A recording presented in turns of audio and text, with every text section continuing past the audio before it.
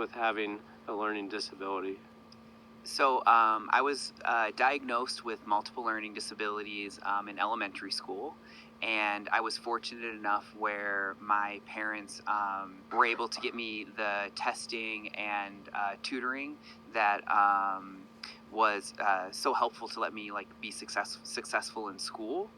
I still read at a between like a sixth and ninth grade level, and my oral processing speed is probably in the bottom like 15th percentile. So I was able to become a scientist, even with having my learning disabilities. And a lot of times, I think that my learning disabilities helped me become a scientist. How did you start the local chapter at Learning Disabilities Association of Pennsylvania? So I started after I graduated with my PhD, and I was doing research. I started um, reaching out to different organizations, different nonprofits, to see like how I could help out, because I wanted to help reduce the stigma associated with people that have learning disabilities. And I ended up reaching out to the Pennsylvania branch of the International Dyslexia Association and the Learning Disability Association of America. And through my advocacy work through them, going to parent groups and giving presentations and conferences, there was an opportunity to start the local Pennsylvania chapter with the Learning Disability Association of America. And so I asked them if I could do that. And through my connections with advocating over the last 5 years, even like before that, I was able to like create a network of people that could be on the board. And then we used that to like shape the vision of our statewide chapter. And you are a scientist. Tell me about the work that you do in science. I'm an immunologist, so that means I study the immune system. And my work focuses on looking at the immunological, the immune interaction between HIV and tuberculosis. So HIV is a virus and tuberculosis is a bacteria. And when people are infected with HIV, they're more susceptible to tuberculosis. And so I want to understand why that's the case. And so my work focuses on looking at how HIV changes the immune responses to tuberculosis. So it actually has nothing to do with learning disabilities or special education. It's totally different. But I've been fortunate because I've been able to travel a lot and like work in a lot of really wonderful places to do my research as well. Was it difficult to become a scientist with a disability? I know you alluded to this already, but talk about becoming a scientist. It was hard, and mostly I had to develop some skills early on, and this was through through my tutor who taught me how to study. And there were a lot of issues that I had like growing up and like feeling inadequate, and even when I was successful at different times in my life, I always had like imposter syndrome, like, oh, I only did well on this test because I got lucky. The next test, everyone's going to find out that I'm stupid. So I started having a lot of those like negative thoughts. And that persisted throughout college a lot, even through grad school. Even like finding success in grad school was really difficult for me. There were a lot of issues that I had to like overcome. My second year as a grad student, I actually failed a really big test, and that's what we call a comprehensive exam. And if you fail that exam 2 times, then you get kicked out of the program. And so that was something that was really hard, and I had to like reevaluate how I studied and whether I felt like I deserved to be in the program I was in. And thankfully, through the support of my family and my friends, and even my like coworkers and my boss, I was able to overcome a lot of those negative feelings and stuff, and study like the correct way and actually overcome me failing. And so the second time I took it, I passed, and I'm incredibly grateful for it. And so like there are issues that I've had like along the way where I feel like my learning disabilities have prevented me from learning some information because I wasn't studying the way that was best for me. And so now I'm at a point where like I know how to study and I know how to learn new information. And so now I've been able to figure out exactly what works for me. Yeah, would you mind sharing what some of those learning disabilities are, and specifically what you did to overcome those? Yeah, so I was diagnosed with the DSM-4, and so right now we're on the DSM-5, and In the DSM-4, I was diagnosed with an unspecified learning disorder and an unspecified reading disorder.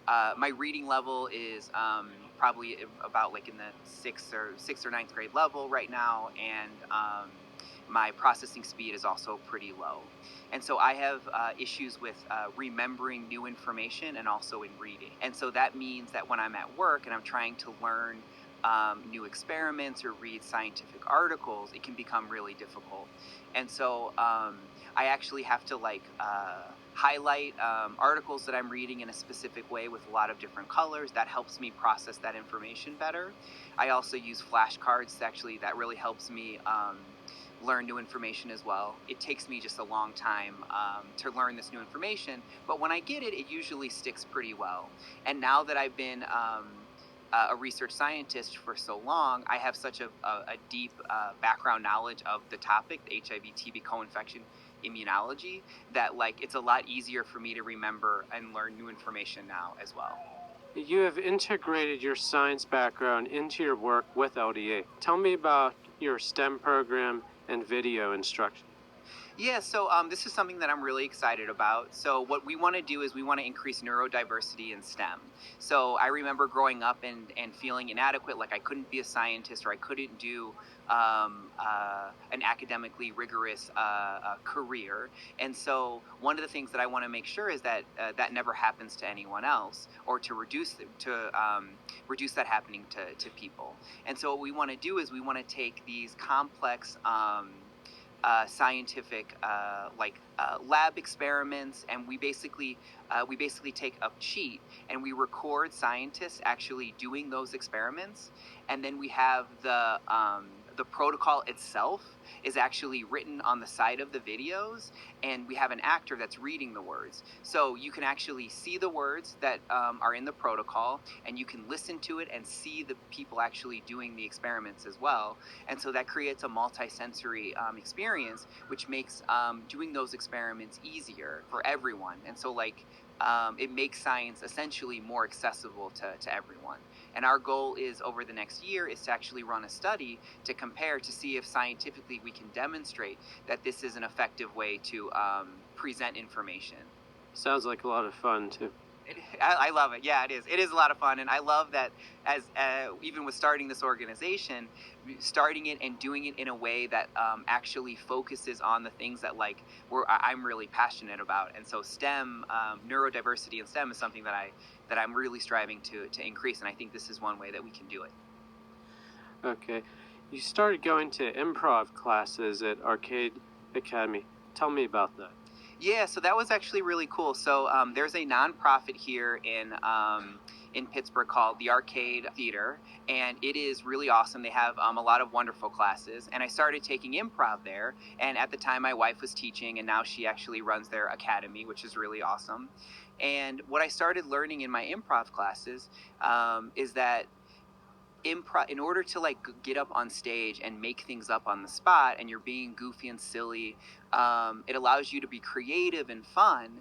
And through my experience doing that and joining a team that performs for kids 2 times a month, I actually started to notice that the skills that I needed to actually get up on stage are some of the same skills that we need to overcome some of the negatives associated with our learning disabilities. There are scenes and games that you play where sometimes you don't do it well, but you have other people there that actually support you and will help you overcome your failures or your mistakes and stuff. And so we call mistakes gifts in improv. And so we utilize some of those techniques to say it's okay to make mistakes because everyone makes them. And so improv also helps us increase people's confidence, because you have to be pretty confident to get up in front of people and try to and perform a scene. You have to pay attention to your scene partner, and you have to work on your listening skills. Improv itself has really helped me improve what a lot of people call soft skills, interacting with different people and actually learning how to get by, whether it's in class or at work or just everyday life. Yeah, you already mentioned you are holding improv classes for kids with disabilities. So what are your hopes for that project?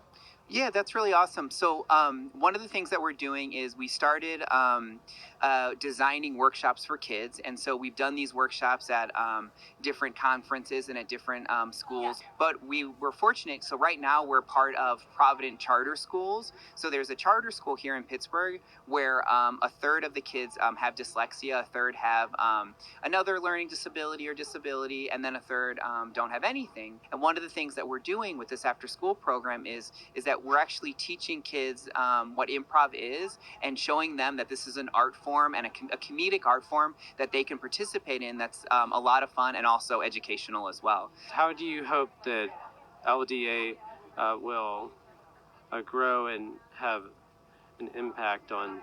So we have our STEM outreach program. We have a tutoring program. We have a program where we are designing. We have presentations for businesses to help increase inclusivity within their businesses. So if you're an employer, what we want to do is we want to say, okay, so if you present information in this way, it's in a more clear, concise way. That's really good for the people that you have that have a learning disability or ADHD, but it's also good for your other employees as well because things are just more clear to them as well. And so we're hoping that this program will help teach employers how to be more inclusive. And we also hope that that program will also teach employees that have learning disabilities that may need extra help to teach them how do they self-advocate for themselves.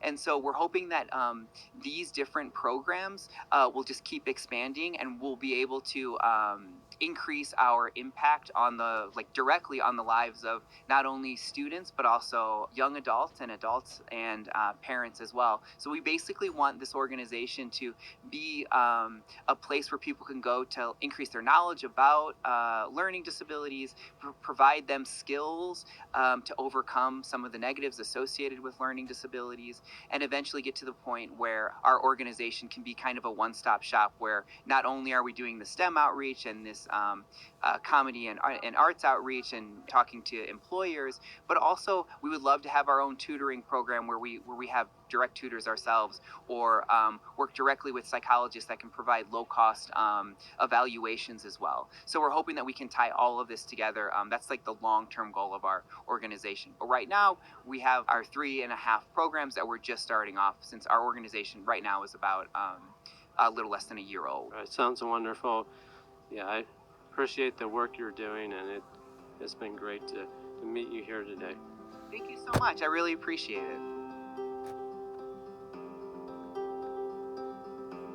Thanks for listening to James Shirley's conversation with Colin Dietrich on A Valid Podcast. Again, that was recorded at the Disability and Mental Health Summit in Pittsburgh, hosted by Representative Dan Miller in March. You can learn more about the Learning Disabilities Association of America at ldaamerica.org.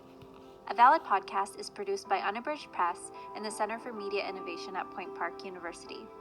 Thanks again. I'm Francesca DeBecco.